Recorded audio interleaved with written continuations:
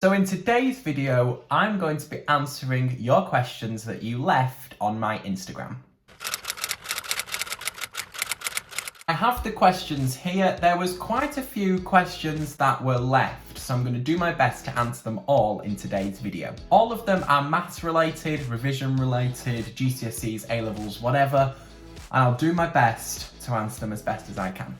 First question says, how do you check through a maths paper like when you are finished and double checking?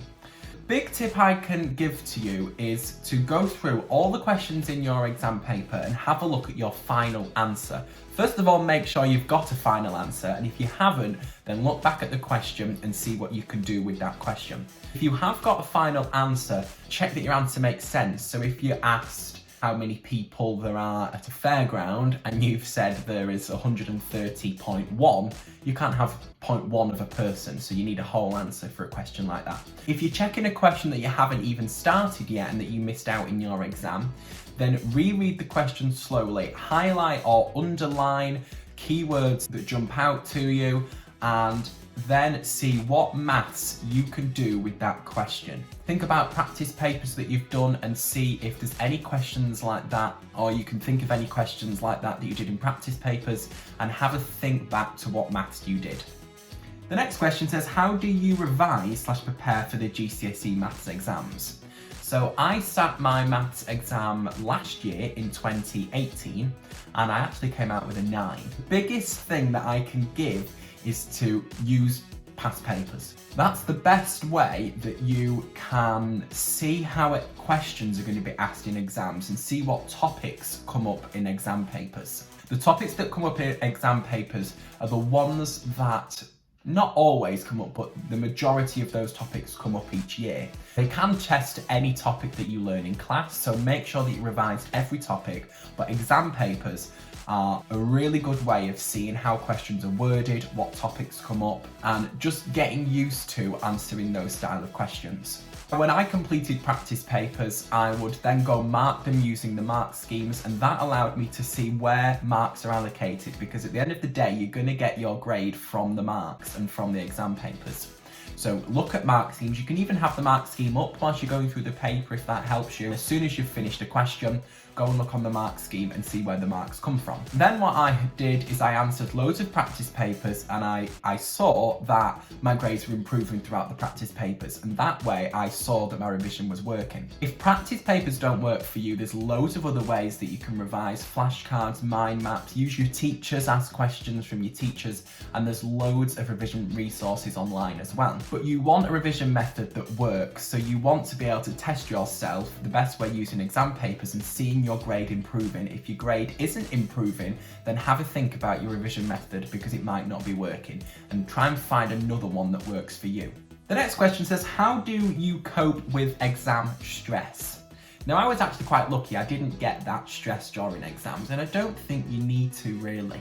If you're prepared and if you are ready for the exams, then you won't be stressed. If you're not ready, then that's when you get stressed. And what I can advise is just try not to. Try to think about that you are going to get past these exams, and yes, they're very important no matter what exams you're doing, GCSEs or A-levels, they're really important, but just remember that even if your exams don't go as well as you hoped for, you don't get in your exams what you want to get, it's not the end of the world. You will carry on after your exams, and I know with your maths and English you can go and resit them. It's not the best option to take, and it's not the best situation to be in. Think about where your priorities are.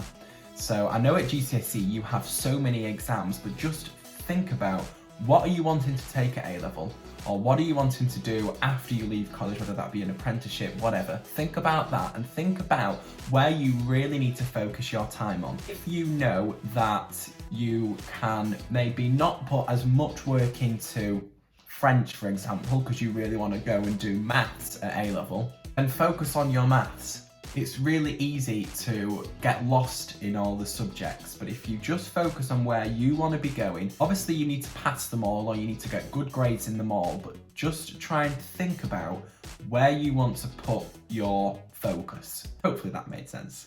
The next question says, how long should I spend revising? This is totally up to you. What I can say is revise until you know something. So don't try and trick yourself into thinking that you know it, because you probably won't. Revise until you can test yourself on the thing that you're revising and get it right.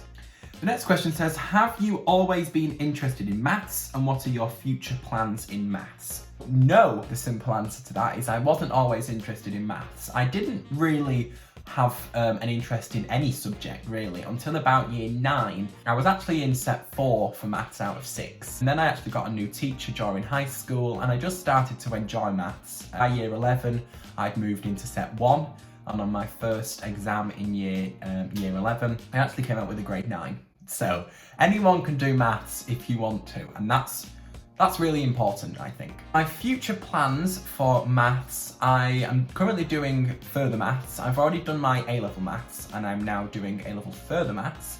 I'm wanting to go and do a maths degree at university and then wanting to become a maths teacher. So a lot of maths.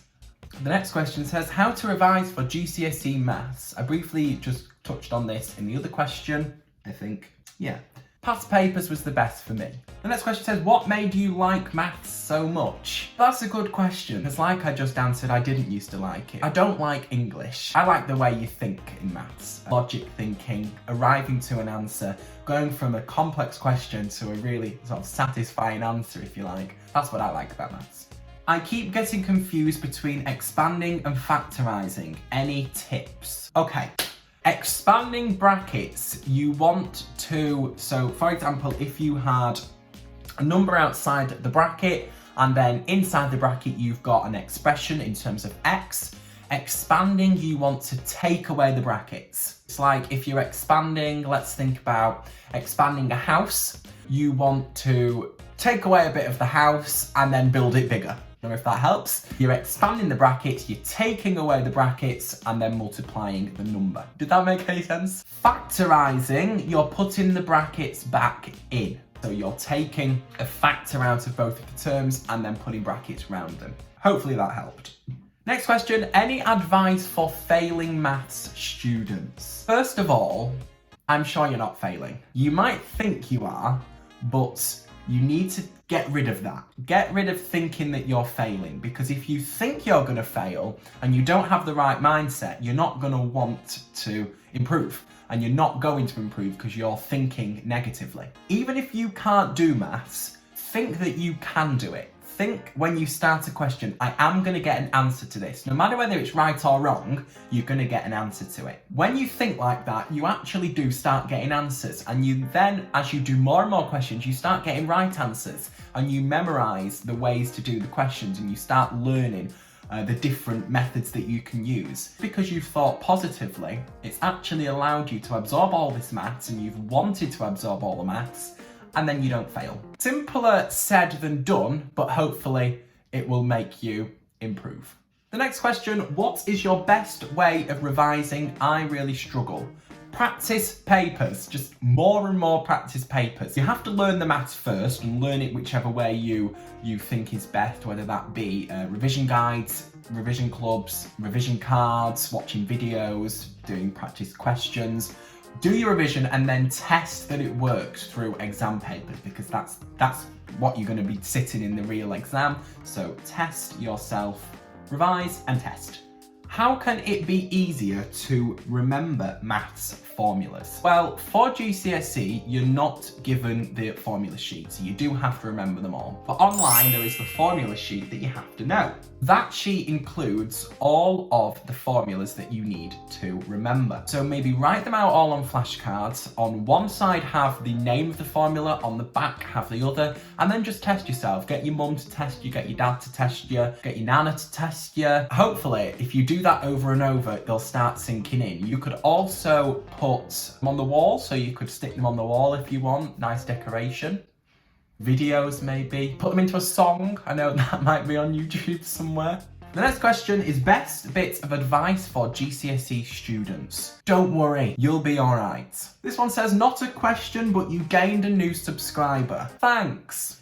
The next question says, do you know any tips for differentiation and integration and trig? Differentiation is the gradient of curves, integration is the area under curves, and trig is just a whole lot of trig. If you're doing polynomial differentiation, power will always decrease. If you're doing integration, the number will always increase. So think about differentiation and integration. There's an I in integration, your power increases. If you're thinking about trig differentiation and integration, then here is how I remember how to differentiate and integrate trig. Basically, you start at sine, and if you differentiate, you go this way, and then it comes back to the top. If you integrate, you go that way. The last question says, so I basically failed maths and need a 4 to go to college. If I get it in the mocks, would they let me in? I'm going to take from this question that you're doing some mocks, and if you got a 4, then would they let you into college? I don't think so. I think you would have to get that in the actual exam, because you need that as an actual certificate and it to be officially marked. Hopefully those answers to the questions helped. Head over to my maths Instagram, because I might do another Q&A very, very soon. I post GCSE and A-level questions and video solutions on there, so hopefully they will help if you need some help. My website is linked in the description, so if you want to go ahead and look at that, you can do. And there's a form that you can fill out if you want to submit a topic to be covered on my Instagram. Hopefully you enjoyed this video, and I'll see you in the next one. Bye!